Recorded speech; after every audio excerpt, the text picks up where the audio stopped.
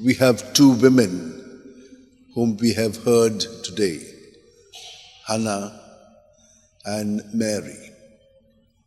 I remember reading in one parish bulletin about a woman who narrated her experience of her first birth given to her child.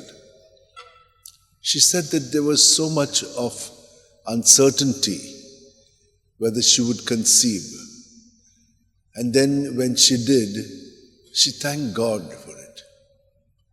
And every day she was constantly thanking God for the miracle that God is working in her womb.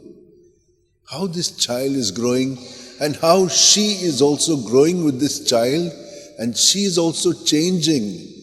Every time the child is keeping on becoming bigger. And there are so many things that she explained there so beautifully.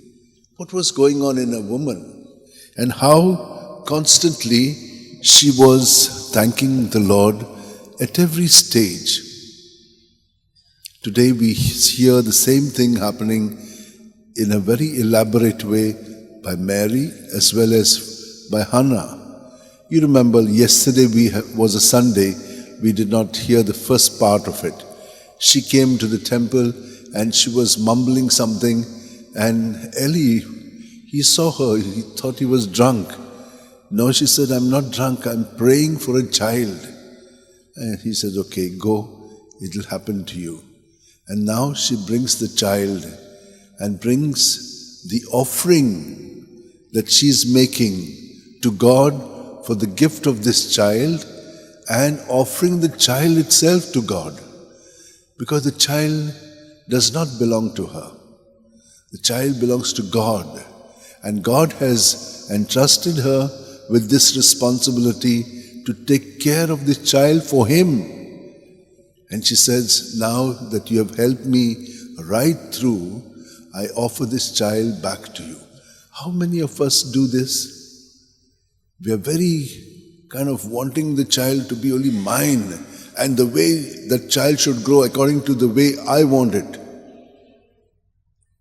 So we can examine our attitude. What is this child to be? Look at Mary, how she is all the time thanking God for looking on her lowly estate.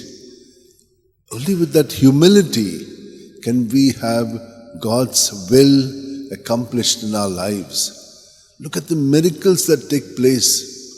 What a marvelous thing. She says, people will call me blessed because mine is what God has done. I have not done anything to become the mother of God's Son. It is all His things, and He knows what to do. I am only just a handmaiden. Be done to me according to your word. And so, my dear sisters and brothers, though she was the mother of God, she was very humble and she served others and not just herself. Because she was now the mother of God, everyone should be around her. No, she was serving her cousin Elizabeth, who was in her old age now bearing a child, and that must be quite a different dynamics. So let us thank God for the marvels that God does through our mothers in having given us birth, and our mothers have taken care of us. Let us always be grateful to them for the care, for the love, for the prayers they keep offering, not only then, but even today. And so let us thank God that He has done this so beautifully well.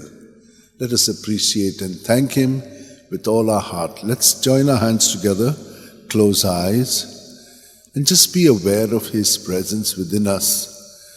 Every breath we take is His life that He infuses in us. We have the resurrection and the death experience, the Paschal mystery lived out at every breath. When we breathe out, we die.